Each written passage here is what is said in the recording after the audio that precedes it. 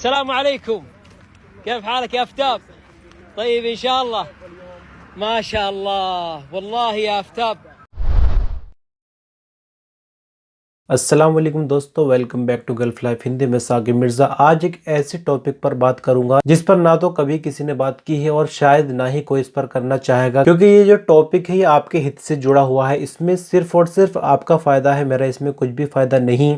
और यहाँ जो आज बातें हो रही है इस वीडियो में, यकीनन अगर आप इस पर अमल करेंगे तो बहुत ज़्यादा बेनिफिट आप पाएंगे। इनफैक्ट मेरे साथ साथ जिन लोगों ने इस फॉर्मूले पर अमल किया है उनको बेनिफिट इससे मिला है। इस वीडियो पर हम और आगे बढ़ेंगे। पहले आपको एक छोटी सी जो मैंने वीडियो क्लिप दिखाई थी, ये वीडियो क्लिप आप फिर से देखिए। السلام عليكم. كيف حالك يا افتاب؟ طيب ان شاء الله. ما شاء الله والله يا افتاب. والله يا افتاب اقول لك شيء، هذا القرية انا والله حبيتها والله. بسم الله ما شاء الله تبارك الله. الله يجزاك خير يا افتاب، يبارك فيك.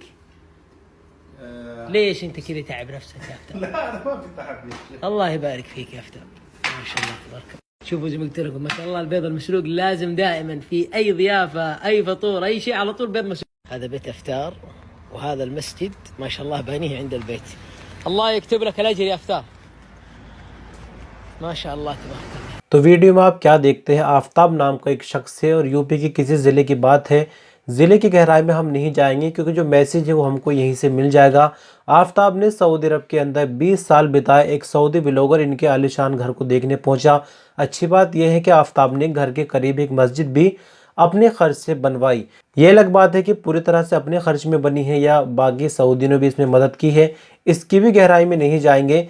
मान लेते थोड़ी देर के लिए आफ्ताब ने अपने पैसे से मस्जिद बनवाई और अपने लिए एक विला बनवाया। मस्जिद बहुत ही अच्छी बात है, अल्लाह का घर है और आखिरत के लिए भी इन्होंने कुछ ना कुछ तैयारी कर ली है।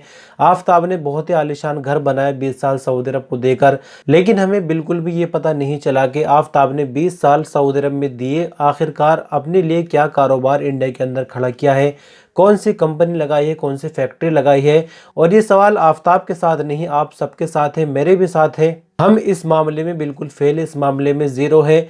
एक तरफ जब हम सऊदी अरब जाने की कोशिश करते हैं या किसी भी गल्फ़ देश में बाहर जाने की कोशिश करते हैं तो हमारे पास पर्याप्त पैसा नहीं होता कि हम जो खर्च है 1-1.5 लाख रुपए वो भी उठा सके। जो एजेंट वगैरह को पैसे जाते हैं वो भी हम कहीं ना कहीं से उधार करके लेते हैं। अपने आसपास खुद मैंने 6.5 साल से भी ज़्यादा सऊदी अरब के अंदर बिताए हैं और मैंने खुद अपने आसपास देखा जब लोगों का आहिस्ता आहिस्ता कर्ज उतर गया उसके बाद वो खुद को बादशाह समझने लगते हैं। यानी जब सैलरी आती है, सपोज़ कीजिए किसी कंपनी में 1 से 5 तारीख तक सैलरी आती है, तो सैलरी आने के बाद लोग हवा में उड़ने लगते हैं, उनसे वो पैसा बिल्कुल भी बर्दाश्त नहीं होता। यानी जो एक्सपेक्टेशन थी, यानी जो ख्वाहिशात थे वो आहिस्ता आहिस्ता बढ़ने लगती हैं क्योंकि जो सिचुएशन थी मुसीबत की वो हट गई। लेकिन ऐसा करने वाला शख्स अपना फ्यूचर नहीं देख पाता कि मुझे यहाँ पर 4 साल रुकना है, 6 साल रुकना है, 8 साल रुकना है और उसके बाद मुझे क्या करना है। मैं आपको अल खर्ज की बिल्कुल अपनी आंखों की देखी हुई घटना बता रहा हूँ। मोबाइल की एक शॉप थी जहाँ पर मोबाइल की एसेसरीज मिलती है, रिचार्ज वगैरह या और भी बाकी चीज़ें होती है। तो वहाँ जो इंडिया से एक बंदा छुट्टी से लौट कर गया, उसके पास पैसे नहीं थे, यानी वो जो डॉलर का कार्ड होता है वो ख़रीद रहा था और उसके पास रियाल कम थे। तब वो मजबूरी में उसने बोला कि मुझसे इंडियन रुपीज़ ही ले लो, लेकिन दुकानदार ने मना कर दिया कि मुझे इंडियन रुपीज़ नहीं चाहिए। तो आप इस बात से अंदाज़ा लगा सकते हैं कि जब बंदा छुट्टी पर पहुंचता है, खुरूज निहाई की तो बात छोड़ ही दीजिए, छुट्टी से जब वापस सऊदी अरब पहुंचता है तो तब तक वो कितना खाली हो चुका होता है कि उसके पास छोटे मोटे एक्सपेंसेस के लिए भी रियाल नहीं होते। मतलब साफ तौर पर कहने का ये है कि जब आप सऊदी अरब जाने की प्लानिंग कर रहे हैं, आपके पास पर्याप्त बैलेंस नहीं है, रिश्तेदार आपसे हाथ झाड़ लेते हैं क्योंकि उनको पता है कि आपकी वैल्यू क्या है। यानी अगर वो आपको 50,000 या 1 लाख रुपया दे दे तो आपकी इतनी औकात नहीं कि आप उसको इजीली लौटा सके, तब आपको ब्याज पर पैसा लेना होता है और आप सऊदी अरब पहुंच जाते हैं। धीरे धीरे आपका ब्याज खत्म हुआ। जब आप 50,000 की कीमत का कार्गो करते हैं तो उसमें सिर्फ अपने घर का सामान ही नहीं भेजते, बाकी रिश्तेदारों का भी सामान भेजते हैं। हालांकि अगर सच्चाई को देखा जाए तो उस कार्गो की आपको बिल्कुल भी ज़रूरत नहीं थी, क्योंकि अगर आप पीछे 2 साल मुड़कर देखें तो आपके पास 50,000 रुपये का भी अमाउंट नहीं था जो आपको मजबूरी में काम देता। लेकिन क्योंकि फ़िलहाल आपकी 20,000 रुपये की या 25 की या 30,000 रुपये की परमानेंट जॉब मिल गई है और पैसा बर्दाश्त करने की बिल्कुल भी कुव्वत नहीं है, ताकत नहीं है, तो कहीं ना कहीं खर्च ही होना है।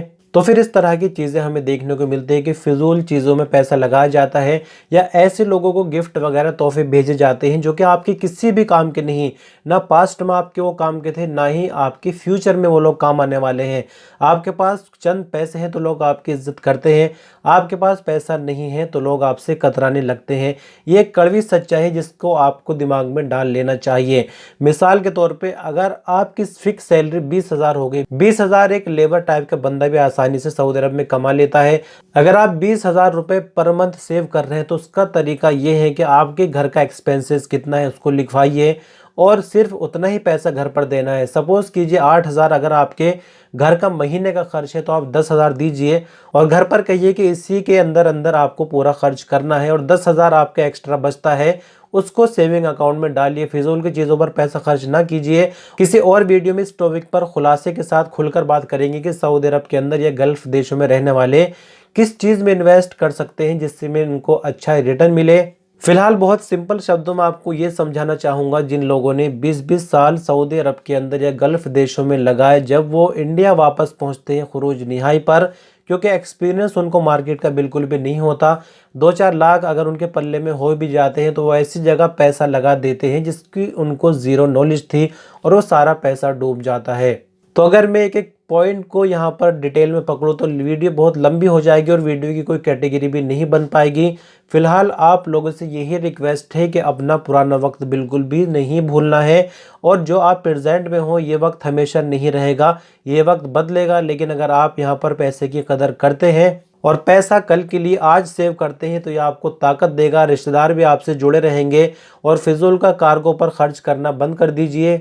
एक फ़ोन आपने ले लिया, जब तक ये फ़ोन पूरी तरह से ख़राब नहीं हो जाता, काम कर रहा है, इसको चलाते रहिए। कभी भी आपकी ख्वाहिशात पूरी नहीं हो सकती, लेकिन अगर आप एक विज़न रखकर काम करेंगे, अभी देखिए सऊदी अरब में विज़न 2030 एक गोल रखा गया है, टारगेट रखा गया है जिसको लेकर काम हो रहा है और सऊदी गवर्नमेंट ने पूरी ताकत झोंक दी है।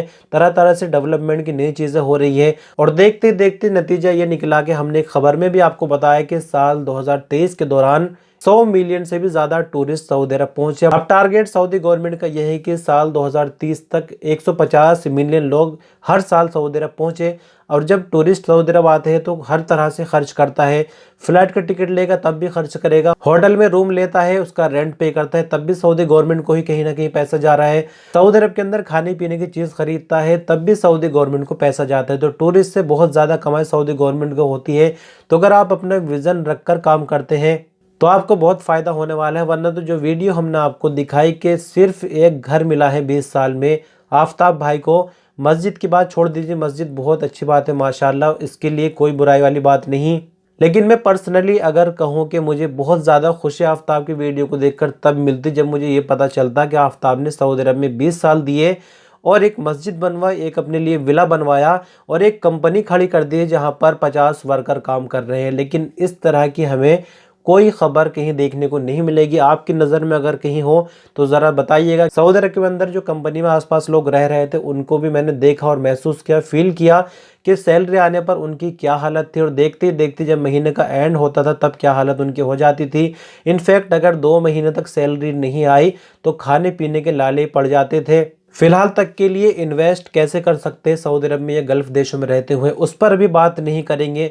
सही तरीका क्या होगा इन्वेस्ट करने के लिए वो मैं आपको ज़रूर बताऊंगा। लेकिन फिलहाल तक बात पॉइंट की ये है कि आप सेविंग कैसे करें। तो सेविंग का बहुत आसान तरीका है, आपको बिल्कुल अपने ऊपर कंट्रोल रखकर सेविंग करनी है।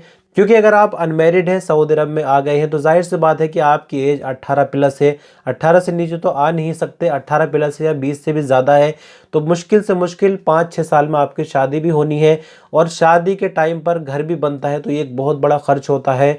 इंडिया के अंदर हर टाइम महंगाई बढ़ रही है और बिल्कुल भी अंदाज़ा नहीं होता जब काम छिड़ जाता है कंस्ट्रक्शन का।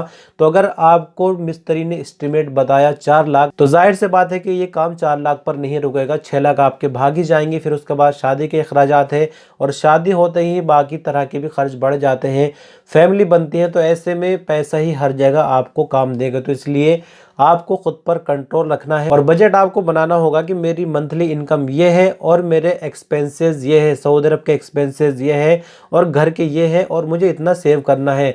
बहुत से लोग आपको चिढ़ा सकते हैं, मेरे साथ भी ये चीज़ें हुई, कंजूस कहेंगे, कहने दीजिए, क्योंकि ये लोग टेम्परेरी है, ज़्यादा वक्त आपके साथ नहीं रहेंगे।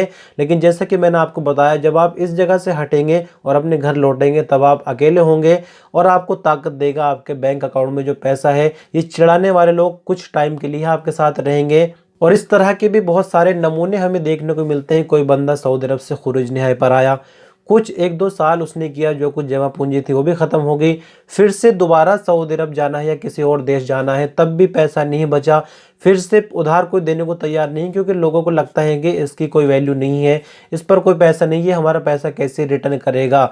ये एक आम बात है, इसमें स्टेट की कोई बात नहीं हो रही, कास्ट की कोई बात नहीं हो रही, सभी की फैमिली का यही मैटर है और इसमें परिवार के साथ पंगा करने की बिल्कुल भी ज़रूरत नहीं है।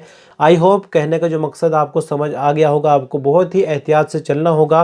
फिलहाल आप सेविंग पे काम करिए, पैसा जोड़िए इंशाल्लाह, और बाद में मैं आपको किसी दूसरी वीडियो में बताता हूँ कि आप इन्वेस्टमेंट कैसे कर सकते हैं, यानी इजी इन्वेस्टमेंट, जो कि आप सऊदी अरब में अपनी जॉब भी करते रहें और जो सेविंग का पैसा है उसको आप आसानी से कहाँ लगा सकते हैं जिससे आपको अच्छा रिटर्न मिले। कुछ नया करने की आज यहाँ पर कोशिश की है। आपको वीडियो कैसी लगी कमेंट में बताएं। कोई सवाल या सुझाव हो तो भी हमें बता सकते हैं। मिलेंगे जल्दी एक नई वीडियो के साथ। अल्लाह हाफिज़।